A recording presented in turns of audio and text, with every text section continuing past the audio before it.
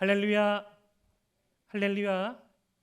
반갑습니다. 이렇게 습하고 무더운 이 금요일 저녁 이 기도의 자리를 사모하여서 나오신 여러분들에게 하나님께서 예비하신 한량없는 은혜를 체험하는 그런 복된 시간 되기를 주님의 이름으로 축복합니다. 하나님의 은혜 안에 살아가는 우리 모든 성도들에겐 우연은 없습니다.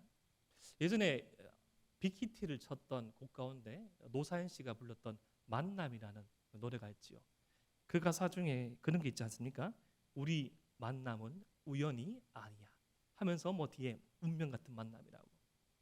사랑하는 성도의 모든 삶은 우연이 아닌 하나님의 섭리 가운데 있는 삶입니다. 때로는 우리가 실수하고, 때로는 우리가 넘어지고, 때로는 우리가 멈춰 있는 것처럼 보이지만 하나님의 은혜를 붙잡고 살아가는 모든 성도의 삶은 우연이 아니라 필연 가운데 있는 하나님의 섭리 가운데 있는 삶임을 믿으시길 바랍니다. 그렇기에 참새 한 마리도 주님께서 허락하지 아니하시면 땅에 떨어지지 않는데, 이 자리, 이 금요일 기도의 자리 나오신 우리 모든 성도님들의 그 발걸음을 주님께서 주장하셨으니 주께서 은혜 주시기를 소망함으로 나아가길 소망합니다. 특별히 우리 주님께서도 이 땅 가운데 사역을 하실 때 이유와 목적을 가지고 사역을 하셨습니다. 이 짧은 어찌 보면 이 공생의 3년의 사역을 하실 때 그냥 의미 없이, 그냥 거처 없이, 어떤 계획 없이 그냥 사역을 하신 것이 아니라 분명한 목적과 계획을 가지고 사역을 하셨습니다. 오늘 우리가 함께 살펴볼 말씀은 우리가 너무나 잘 알고 있는 이 삭개오에 관한 말씀인데, 이 삭개오를 우리 주님께서 만난 그 시점이 이 십자가 죽음을 며칠 앞둔 그 타이밍이었습니다. 예수님께서 이 삭개오를 만난 그 사건, 우리가 너무나 잘 알고 있는 이 삭개오와의 만남이 하나님께서, 예수님께서 계획하신 것이라를 그런 관점에서 오늘 말씀을 살펴보기를 소망합니다. 우리 누가복음 19장 1절 말씀을 제가 읽어 드리겠습니다. 예수께서 여리고로 들어가 지나가시더라. 오늘 지금 예수님께서 이 예루살렘성 입성, 이 십자가에 못 박히기 전 약 일주일 전에 여리고라는 그런 도시를 방문하였는데, 이 여리고는 이 구약 말씀에서도 나오지만 이 세계 최고의 도시, 가장 오래전부터 문명화되었던 도시. 그때 당시에도 이 여호수아서에서 나와 있는 말씀을 살펴봤을 때 도저히 이스라엘 백성이 함락할 수 없는 이 최고의 고도의 문명을 자랑하고 있던 도시였는데, 지금 이 신약의 시대에서도 이 왕족들의 휴양 도시, 그리고 그 누구나 가고 싶었던 도시, 이 한 번쯤 인생의 여생을 마무리하면서 그쪽에 집도 살고 펜션도 사고 휴양을 보내는 것이 워너비, 꿈이었던 그런 도시가 바로 여리고였습니다. 얼마만큼 발달이 되었는지 지금 우리 대구에 있는 그런 초대형 이런 목욕탕만큼 큰 목욕탕이 많았고, 경마장도 있었고, 극장도 있었고, 신전은 말할 것도 없이 더 있었습니다.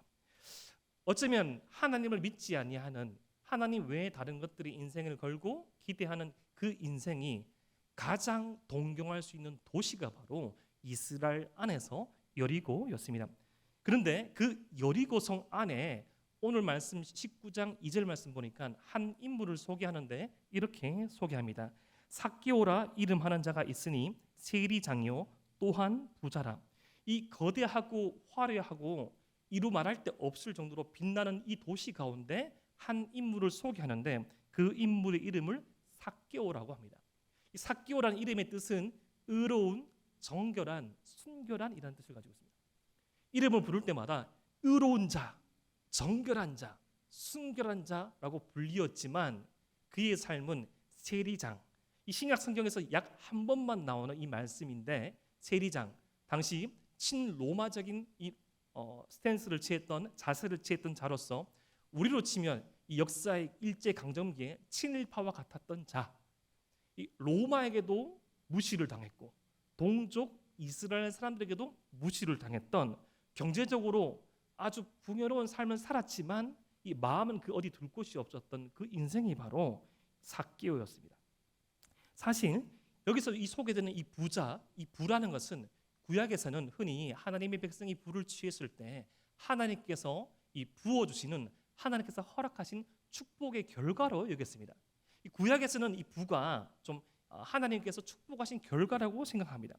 그런데 이 신약에 건너와서는 이 가치 중도적으로 바뀌고 오히려 우리 주님께서는 이 돈을 부를 가장 경계해야 할, 이 하나님과 동급에 둘 수 없지만 하나님과 겸하여 섬겨서는 안 되는 가장 위험한 그 가치를 돈이라고 말하였습니다. 그런데 그런 돈을 가지고 있던 사람, 부자, 그리고 세리장이었던 그자의 이름이 삭개오였다. 의로운 자, 순결한 자, 정결한 자. 그 이름을 불릴 때마다 자신의 정체성에 혼란이 있지는 않았을까요? 그 누구라도 살고 싶었던 여리고의 성에서 큰 부자였지만 그 어느 곳 하나 마음 둘 데 없고 그 어느 것 하나 자신의 이름이 불릴 때마다 자신의 정체성에 대한 혼란을 가질 수 있었던 존재가 바로 오늘 말씀에 등장하는 삭개오입니다. 사랑하는 대동의 모든 성도 여러분, 우리에게는 다 이름이 있지요. 뭐 하인수, 그 이름이 있지만 그 이름 앞에 또 붙여진 이 기독교인으로서의 또 이름도 있지 않습니까? 크리스찬, 예수 믿는 자, 예수쟁이. 이 시대를 살아가는 저와 여러분들에게 이 크리스찬의 이름이 떳떳이 불려질 수 있습니까? 어떤 청년의 말을 들어보니 신앙을 가지고 살아가는 것이 녹록지 않다는 것이 처음 입사 일주일 동안 혹독하게 겪은 그 이야기를 들은 적이 있습니다. 식사 시간에 누가 볼까 0.01초도 되지 않은 순간에 식사 기도를 하고 뭐라고 이 회식의 자리에서 잔이 돌아올 때 자신의 잔 앞에서 술이 떨어지길 기도하고 있고 때로는 무참히 넘어지고 쓰러진 그 모습 가운데 뒤에서 수근수근거리면서 저러고도 교회 다닌다 라는 그런 말들, 예수님을 믿는다는 거, 주님을 안다는 거, 주님을 사랑한다는 것을 떳떳이 말할 수 없을 것만 같은 세상, 그 세상에서 우리 사랑하는 성도님들은 더 많은 시간을 신앙생활을 보내지 않았습니까? 물론 나의 사랑하는 자녀를 믿음으로 양육해야 하는 것을 알지만 여러 엄마들이, 내 친구들이 앞서 나가고 좀 잘 키우는 것 같고 때로는 신앙생활 빼먹으면서 뭔가 좀 집중했을 때 좋은 결과가 나올 때 내 아이만 뒤처지는 것만 같아서 하나님 3년만 좀 봐주십시오. 하나님 1년만 좀 봐주십시오. 하나님보다 더 우선시되는 가치를 좀 내세우면서 그렇게 집중했던 시간들. 다른 집 자식들은 쭉쭉 빵빵하게 잘 나가고 결혼하고 취업하는데 왠지 우리 아이만 뒤처진 것만 같아서 왜 하나님께서 나에게 이런 시련과 고통을 주시는지 라고 기도하고 싶지만 우리 아이가 들을까 봐 기도하지 못하는 그런 심정들. 모든 것들 다 퍼주고 기도해주고 후원해 주었지만 고마운 걸 하나 느끼지 못하는 그러한 모습들. 그러면서 우리에게 붙여지는 또 다른 이름, 예수 믿는 자, 성도, 거룩한 무리. 오늘 말씀은 다만 이 삭개오에 관한 말씀이 아니라 오늘 이 시대를 살아가는 저와 여러분들을 위한 말씀이기도 합니다. 삭개오, 정결한 자, 의로운 자, 순결한 자가 불리지만 크리스찬, 그리스도를 닮은 자라고 불리지만 성도, 거룩한 무리라고 불리지만 오 주님, 이런 인생 살아갈 수 있는 능력이 우리에게 있습니까? 라는 이 질문을 가지고 오늘 말씀을 통하여서 우리가 어떻게 살아갈 수 있는지를 살펴보길 소망합니다. 그러한 과정 가운데 삭개오에게 한 소식이 들렸습니다. 바로 예수님께서 그가 머물고 있던 여리고성을 방문한다는 것이었습니다. 우리 누가복음 19장 3절 말씀을 함께 읽어 보겠습니다. 시작. 그가 예수께서 어떠한 사람인가 하여 보고자 하되 키가 작고 사람이 많아 할 수 없어. 이미 예수님께서 여리고성을 입성하였을 때부터 지금 예수님의 인기는 예루살렘 성에 입성하기 전에 이스라엘에서 최고조였기 때문에 아마 적게는 3,000명, 많게는 1만여 명의 군중이 몰렸을 것으로 추측됩니다. 이 삭개오가 궁금했어요.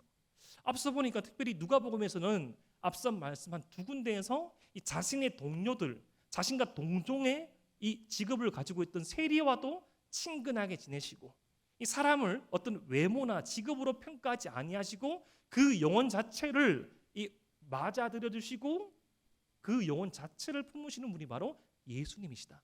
그런 분 한번 만나보고 싶다라는 마음을 가지고 예수님께 나아가려고 했지만 그에게는 한 두 가지 정도의 핸디캡 장애물이 있었습니다. 첫 번째는 키가 작았습니다. 두 번째는 예수님을 만나기에는 그와 예수님 사이에 너무나 많은 군중들이 있었습니다. 오늘 우리가 함께 살펴볼 이 삭개오가 예수님을 만나서 변화하는 모습은 성도가 어떻게 은혜로 살아가서 변화되는지를 보여주는 하나의 전형이기도 합니다.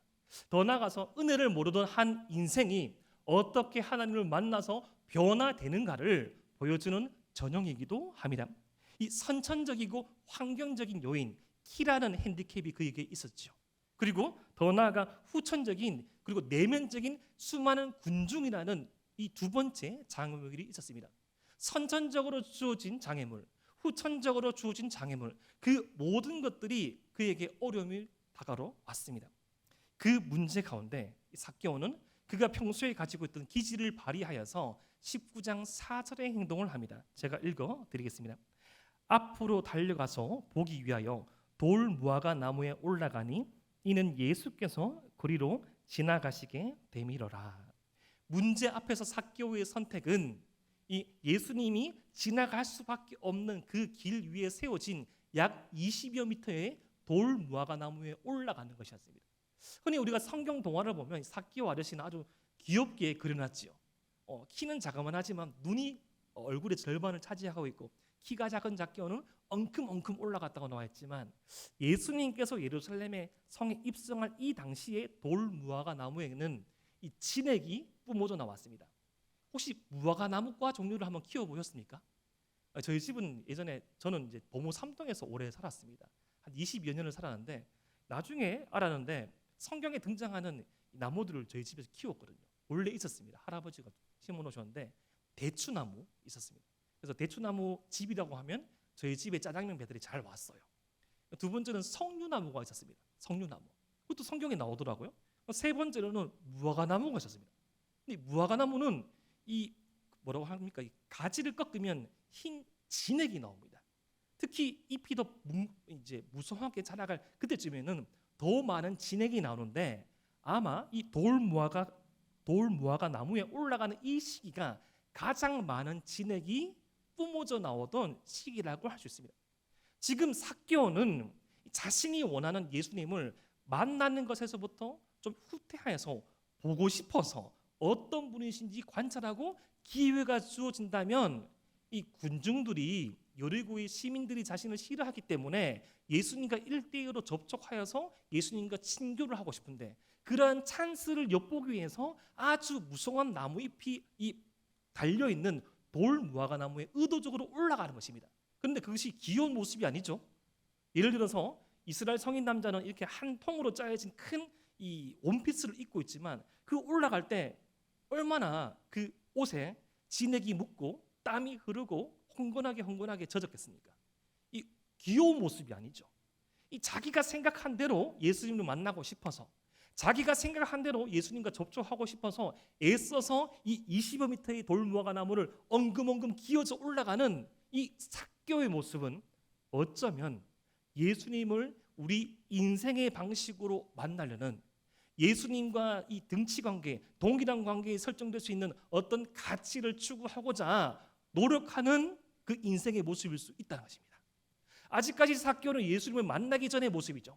이 삭개오가 예수님이라는 가치, 이제까지 어떤 부라는 가치, 이 세리장이라는 위치를 자신의 힘과 노력으로 이 쟁취해 왔기 때문에 이번 예수님을 만나는 이 프로젝트 또한 자신의 계획 아래 자신이 생각했던 그 길을 예수님이 지나갈 수밖에 없었기 때문에 비록 누군가가 본다면 좀 우스운 꼴이지만 엉금엉금 땀을 흘리면서 그 무화과 나무 잎사귀에 자신의 몸을 숨긴 채 예수님을 기다리고 있었습니다. 정말 이 삭개오는 이러한 모습으로 자신의 이런처럼 정결한 삶을 찾을 수 있었을까요? 정말 이 자신의 노력만으로 이 예수님마저도 예수님을 통한 어떤 위로와 위안마저도 찾을 수 있었을까요? 그렇게 무화과 나무 잎에 자신의 몸을 숨기고 있던 그때 예수님께서 이렇게 말씀하십니다. 누가복음 19장 5절 말씀을 우리 함께 한번 읽어 보겠습니다. 시작.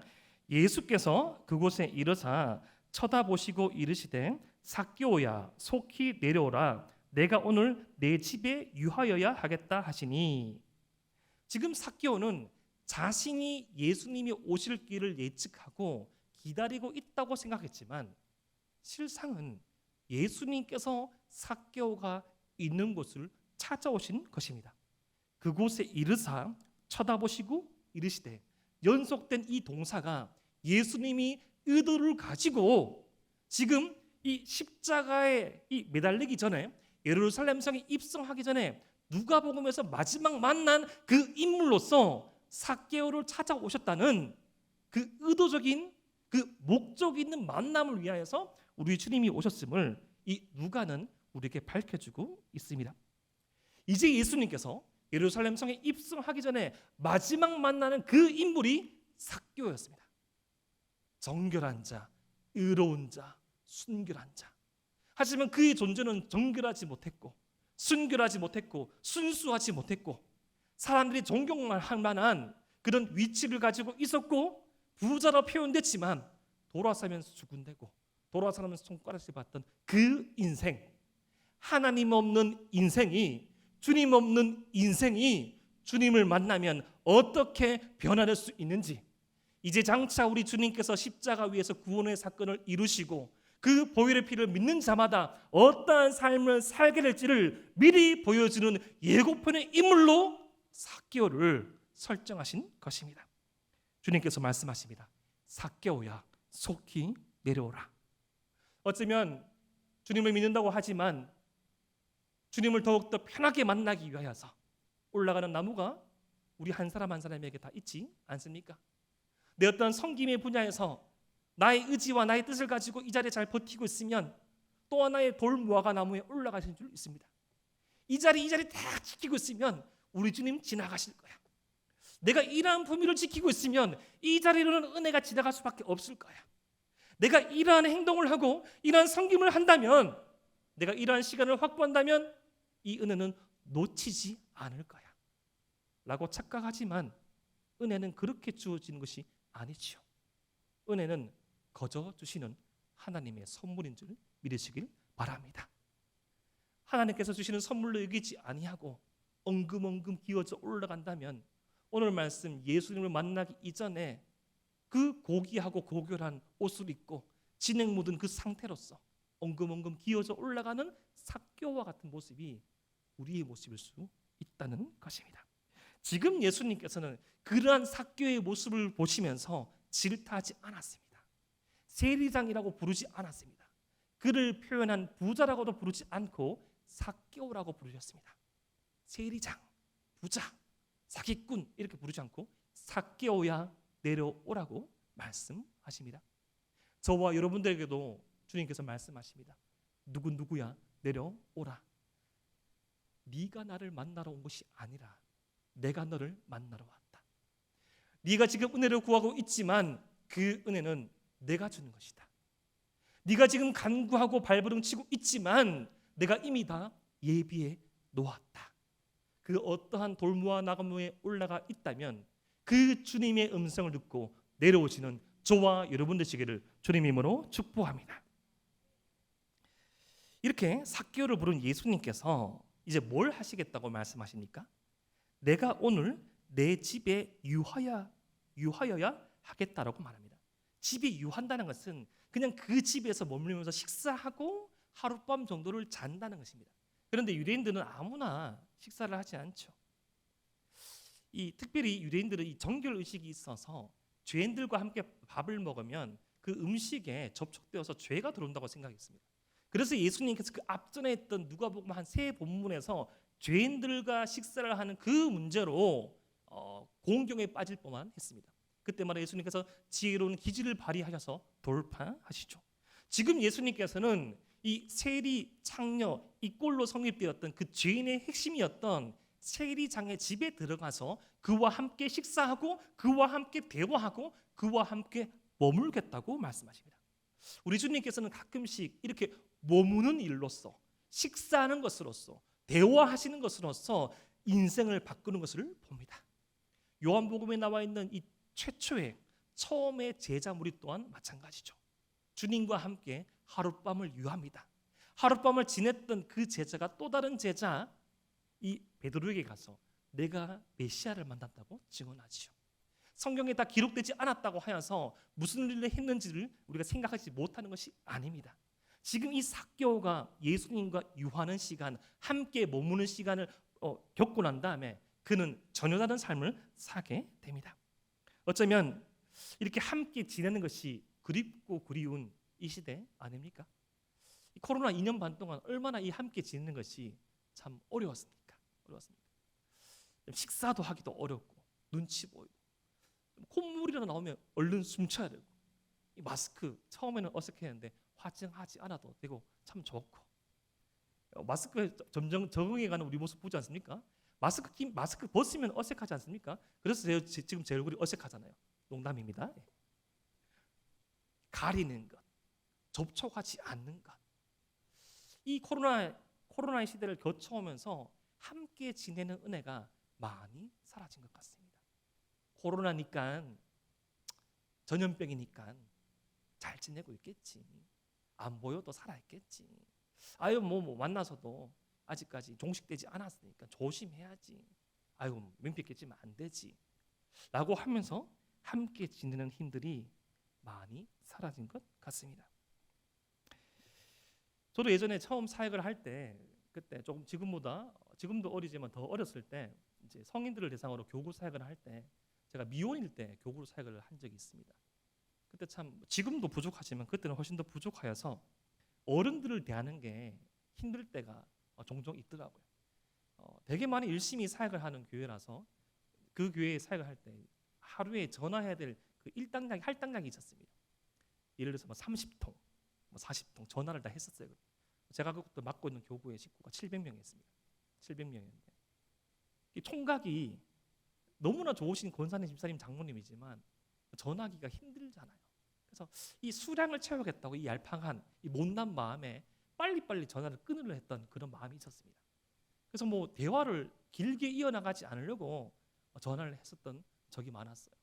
이렇게 경황을 묻고 어떻게 지내시는지 뭐 물으면서 대화를 하면서 또 전화만 합니까? 또 신방을 해서도 또 이렇게 뭐 준비하시고 이야기를 푹 듣고 막 해야 되는데 잘 또 뭐 안 하려고 하고 그런 모습도 있었던 것 같아요. 두 가지 얘기를 제가 해드릴 수 있는데 한 번은 해야 될 전화가 많으니까 제가 이제 자꾸 그 사역을 은혜로 해야 되는데 잠깐 요령으로 하려던 그런 생각이 든 적이 있었어요. 하루에 해야 되는 전화가 있으니까 최대한 전화를 짧게 하는 방법을 구하는 거예요. 전화하자마자 이렇게 묻습니다. 아유 집사님 잘 지내시죠? 할 말이 없잖아요. 잘 지낸다고 물었는데 못 지낸다고 말합니까? 예 잘 지냅니다. 예 그럼 주일날 뵙겠습니다. 거의 이런 식의 대화입니다. 의미 없는 대화로 30통을 채우고 계속 그렇게 하다 보니까 그 당시 교구를 담당하시는 디렉터 목사님이 한참 쳐다보시니까 이제 친해서 그렇게 표현했습니다. 그분이 인격이 이상한 게 아니에요. 야 하인수, 예 목사님, 니 지금 뭐 텔레마케팅 하냐? 보험 팔아? 뭐 하냐 지금? 야 잘 지내는지 못 지내신지 위하노? 잘 지낸다고 물으면 뭐라 하겠노? 잘 지낸다 하지. 따라해봐. 예, 어떻게 지내십니까? 어떻게 지내십니까? 그렇게 해야지. 그때부터 바꿨어요. 어떻게 지내십니까 하니까 처음에는 아이고 뭐 잘 지냅니다 이렇게 말하지만 두 번, 세 번 물으면 그때서 줄줄줄 나오시죠. 그러면 대화가 15분, 20분, 30분. 그러면서 우리 성도님들이 더 많은 기도 제목과 더 많은 눈물과 그렇게 무뚝뚝하게 보였지만 그렇게 위트 있는 분들 처음 알았어요. 그렇게 마음이 바뀌고 난 다음에 신방을 할 때도 참 이렇게 빨리빨리 한다는 그런 마음에서 한 번은 그런 얘기를 들은 적이 있습니다. 제가 엿들은 게 아니라 우연찮게 가다가 그냥 신방을 마치고 딱 나가는데 권사님들끼리 앉으셔서 그렇게 말씀하신 거예요. 아유 뭐 목사님은 좀 더 계시지 우리가 쉬는갑다 하면서 그게 딱 들리는 거예요. 제가 귀가 좀 밝습니다. 예. 제가 군 부대를 해안부대에서 좀 지냈는데 아직까지 그게 남아 있어가지고 귀와 코가 되게 발달돼 있거든요. 눈은 되게 나쁜데 그게 다 들리는 거예요. 아 목사님 15분만 더 계시지. 우리가 싫은갑다 이렇게 하는 거예요. 얼마나 마음이 높든지 싫은 건 아닌데 좀 부담스러운 건데 이게 잘 안 되니까 그렇게 기도했습니다. 하나님 아직까지 제가 참 경험이 풍부하지 못하고 노련하지 못하고 하나님 제가 많이 부족하여서 그런 것 같습니다. 하나님 좀 잘할 수 있도록 도와주십시오. 대답이 없으세요. 계속 그런 일이 반복되다가 한 번은 하나님께서 그렇게 마음속에 감동을 주시고요.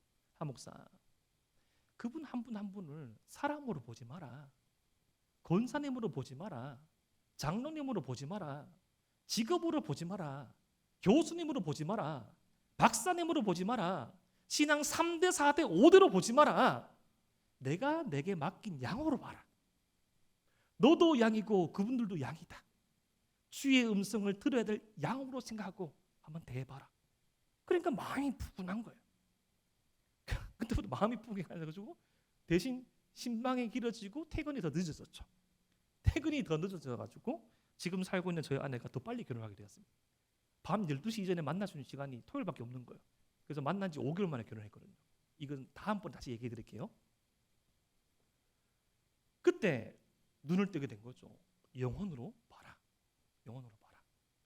함께 지내는 것에 힘이 있죠. 교회는 세상과는 다른 공동체입니다. 이윤, 결과, 속도 중요하지만 방향, 질, 태도, 자세, 진심이 중요하지 않습니까? 우리 주님께서 그것을 실천하셨죠. 세리장, 죄인, 삭개오지만 삭개오로 못 살아가는 그 인생만을 바라보신 것이 아니라 오늘 말씀의 결론인 잃어버린 자를 찾으러 온 그 사명을 잊지 아니하시고 그 집에 유해 주셨습니다. 그 내가 오늘 내 집에 유하여야겠다는 그 말을 듣자마자 삭개오가 어떻게 행동하는가 하면 누가복음 19장 6절 말씀에 급히 내려와 즐거워하며 영접하거늘. 짧은 문장이지만 저는 이 문장을 읽을 때마다 눈물이 나더라고요. 얼마만큼 많이 외로웠으면, 얼마만큼 많이 기다렸으면, 얼마만큼 많이 갇혀 있었으면 그 말 듣자마자 진액이 묻어있는 그 옷도 체면도 잊어버린 채 내려오며 즐겁게 예수님을 영접합니다. 사랑하는 대동의 성도 여러분, 삭개오야 내려오라. 우리가 주님을 찾는 것처럼 보이지만 주님께서 우리를 찾으십니다. 삭개오야 내려오라. 이 음성이 들릴 때 체면 차리지 마시고 눈치 보지 마시고 오늘 말씀의 삭개오처럼 급히 내려와 영접할 수 있는 그러한 대동의 모든 성도들 되시기를 주님의 이름으로 축복합니다. 그런데 항상 이 복음서에서는 이러한 타이밍에 등장하는 사람들이 있죠. 누가복음 19장 7절 말씀에 그 사람들이 이렇게 소개됩니다. 우리 함께 한번 읽어 보겠습니다. 시작. 무사람이 보고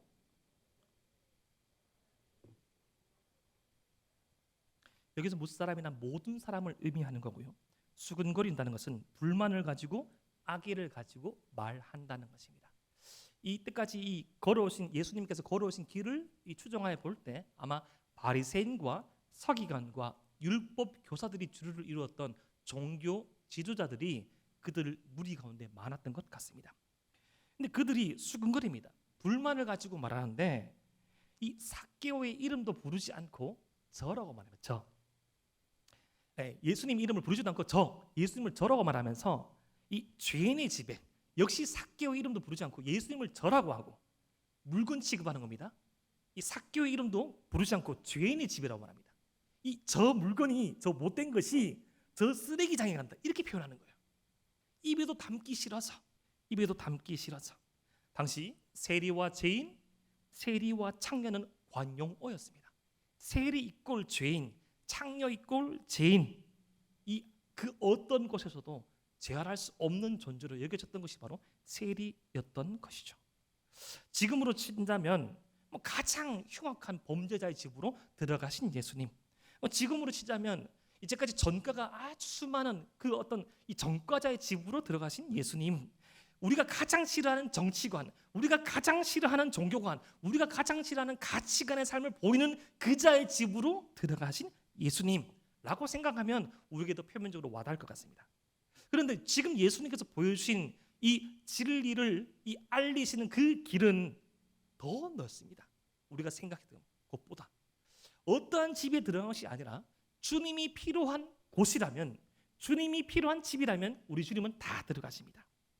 그렇게 행동하신 그 주님, 그리고 이 세리 이 삭개오와의 식사가 한창 진행되었습니다. 아마 진리를 말씀하셨겠죠. 예수님께서 계속 음식 말씀하셨습니까? 이건 뭡니까? 무침입니까? 이건 뭡니까? 육전입니까? 이거 밀면 맛있네요. 이 음식을 말씀하신 거 아니라 물론 말씀하실 수도 있겠지만 이 진리에 대해서 말씀하셨겠죠. 이때까지 어떻게 살아왔는지, 그리고 그 마음속의 꿈은 뭔지, 짐은 무엇인지, 하나님의 나라에 대해서 어떻게 생각하는지, 그리고 하나님의 은혜와 하나님의 그런 그 구원의 역사는 어떻게 생각하는지, 그런 한참을 얘기하고 난 다음에 어느 순간에 딱 되니까 삭개오가 이렇게 행동합니다. 우리 누가복음 19장 8절 말씀을 한번 읽어 보겠습니다. 시작. 삭개오가 서서 주께 여짜오되 주여 보시옵소서, 내 소유의 절반을 가난한 자들에게 주겠사오며 만일 누구의 것을 속여 빼앗은 일이 있으면 내 갑절이나 갚겠나이다. 우리는 말씀 읽을 때 말씀의 이 간극을 잘 읽어야 됩니다. 누가복음 19장 7절과 8절 사이에 어떠한 대화가 있었겠습니까? 뭐 예수님께서 협박하시겠어요? 네 이대로 살면 지옥 될 감이다. 그 당시에 세리들은, 이방인들은 지옥 될 감이라고 적어놨어요. 야, 표현처럼 지옥 될 감 된다? 야, 네 이렇게 죽으면 가장 나쁜 지옥에 간다? 그런 식으로 말씀하셨겠어요? 사람의 존재가 뭔지, 하나님의 나라가 무엇인지, 은혜는 어떻게 받는 것인지, 하나님께서 이스라엘과 모든 이 구원받을 백성들에게 계획하시고 허락하신 그 복이 무엇인지, 그리고 그 복을 되찾기 위해서 어떠한 회개의 과정을 거쳐야 하는지, 복음에 대한 전반적인 이야기를 듣지 않았겠습니까? 그 이야기를 들은 삭개오가 이러한 결심을 하신 것입니다. 소유의 절반을 가난한 사람들에게 주겠다. 불이하게 취득한 재물은 4배로 갚겠다. 지금 삭개오가 한 결심은 강제로 한 것이 아니라 자발적으로 하였고, 지금 율법이 정해놓은 그 기준을 훨씬 초과하는 것입니다. 원래 율법은 스스로 죄를 인정한 사람은 20%만 더 내놓으면 됩니다. 그런데 지금 삭개오는 그것과 비교할 수 없는 압도적인 회개를 하고 있는 것입니다. 이 앞에 있는 말씀 누가복음 18장에는 스스로 의롭다 칭하는 부자가 나옵니다. 스스로 의롭다 칭한 그 부자 청년은 하지 못한 것, 그 재물과 하나님을 겸하여 섬긴 그 모습을 이 세리장 삭개오는 거부하고 과감하게 재물을 내놓고 하나님께 나아가는 모습을 보이는 것이죠. 그러한 모습을 보인 삭개오에게 우리 주님께서 이렇게 선포하십니다.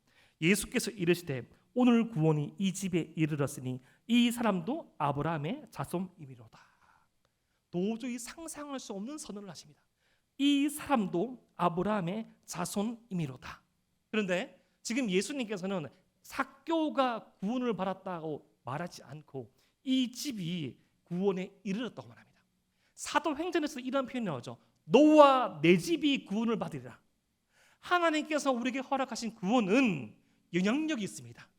저와 여러분들이 은혜를 받으시면 가정에 흘러가야 합니다.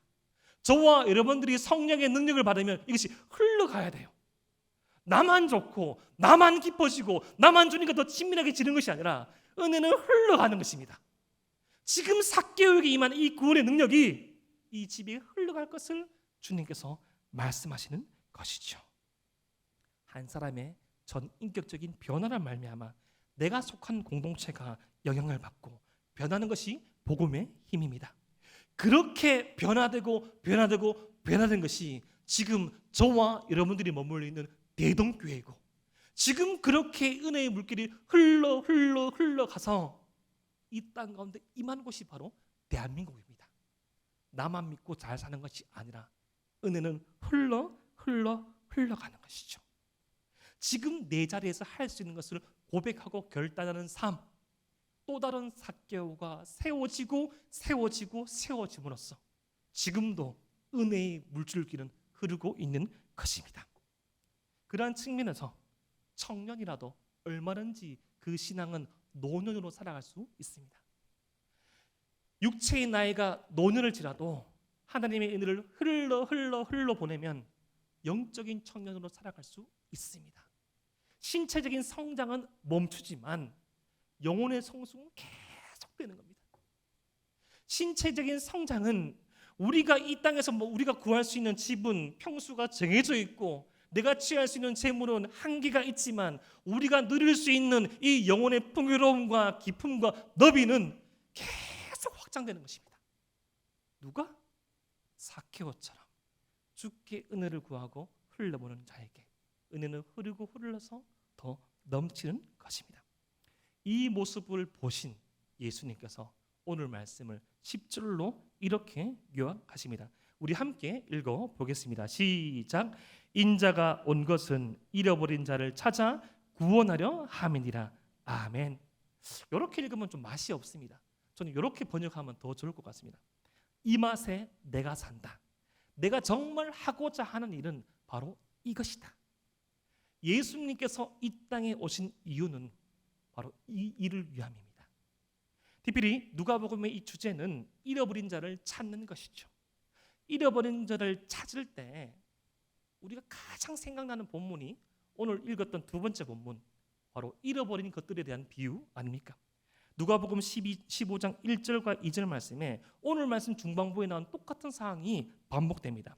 모든 세리와 죄인들이 말씀을 들으러 가까이 나오니 바리새인과 서기관들이 수군거려 이르되 이 사람이 죄인을 영접하고 음식을 같이 먹는다 하더라. 또 수군거립니다. 바리새인과 서기관들이 수군거리면서 예수님이 죄인과 밥 먹는다고 수군거리니까 예수님께서 그때 하신 비유가 우리가 너무나 잘 아는 세 가지 비유죠. 첫 번째, 잃어버린 양. 두 번째, 잃어버린 드라크마. 세 번째, 잃어버린 아들. 우리는 흔히 이 세 가지 비유를 할 때 특별히 세 번째 본문에서 초점을 둬가지고 누가 탕자냐, 집을 나간 게 탕자냐, 집 안에 있던 사람이 탕자냐 라고 해석을 많이 할 때 있죠. 하지만 저는 이것을 통으로 묶어가지고 누가복음 전체로 해석한다면 우리를 향한 말씀이 아니라 하나님이 어떠한 분이신가를 보여주는 말씀으로 저는 생각합니다. 하나님께서는 어떤 분이신가 하니 100마리 양을 치는 목자인데 목자에게는 100마리 양 중에 한 마리 양이 없으면 나머지 99마리 양이 소용이 없는 것이 아니라 한 마리가 있어야지 100마리야지 완전해지는 겁니다.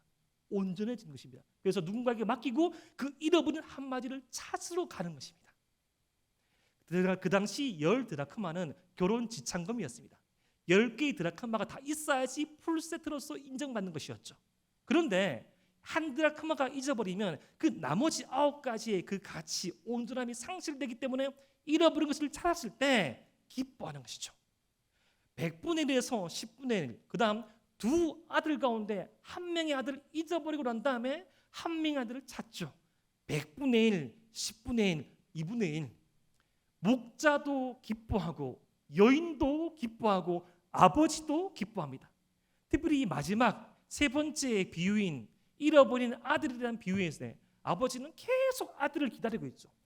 아직 오기가 멀리 있었지만 계속 그 동네에 서 있는 이유가 무엇입니까? 당시 유대 관습인 케사사 의식, 아버지를 능욕하고 떠나간 그 죄인이 마을에 돌아왔을 때 마을에는 그 어떠한 인물이랄지도 첫 번째 발견한 인물이 돌로 쳐 죽일 수 있거든요.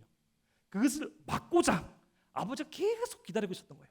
그래서 중세의 명언을 보면 기다리고 있던 아버지 눈이 꺼져 있습니다. 너무 많이 울어가지고 저 멀리서 아들이 오자마자 아버지가 뛰어가서 이 아들은 내가 용서했다는 그 표시로 겉옷을 입혀주죠.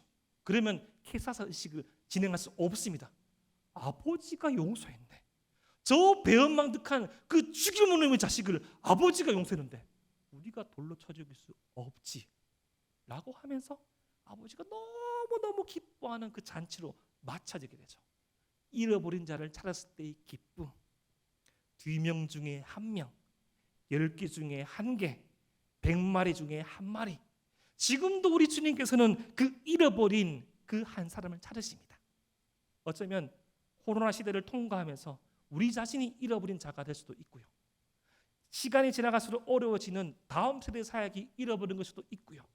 내 사랑하는 가족 중에 한 사람, 내 주님께 드렸던 간구 중에 하나, 지금도 주님께서는 그 잃어버린 한 것이 한 사람이 한 가지가 회복되기를 소망하십니다. 왜죠? 주님의 교회는 온전해지는 것이거든요. 누구 한 명 빼먹고 뒤처진다고 가는 것이 아니라 함께 가는 것이거든요. 주님께서는 이 삭개오가 삭개오 되게 하는 힘, 그것이 주님께 있음을 믿고 나오는 그 자에게 잃어버린 기쁨을 회복해 주시기를 기다리고 계십니다. 오늘 그 잃어버린 기쁨을 회복하는 밤 되기를 소망합니다. 특별히 이 무더운 여름 얼마만큼 많이 고단합니까?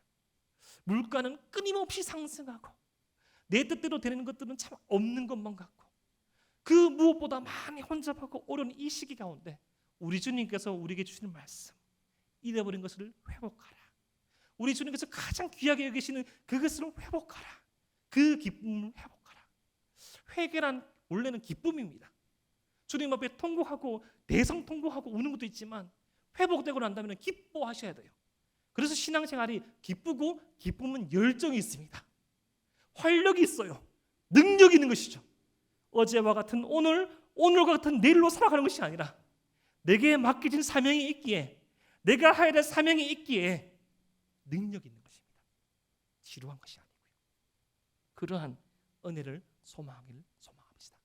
오늘 특별히 그 잃어버린 한 영혼, 그 영혼을 찾기를 소망함으로 주님 앞에, 오 주님, 잃어버린 우리의 은혜를 회복시켜 주시옵소서. 오 주님, 잃어버린 주님의 은혜를 회복시킬 수 있는 여러분 되게 하여 주시옵소서 라고 기도하는 저와 여러분 되시기를 주님 이름으로 축복합니다.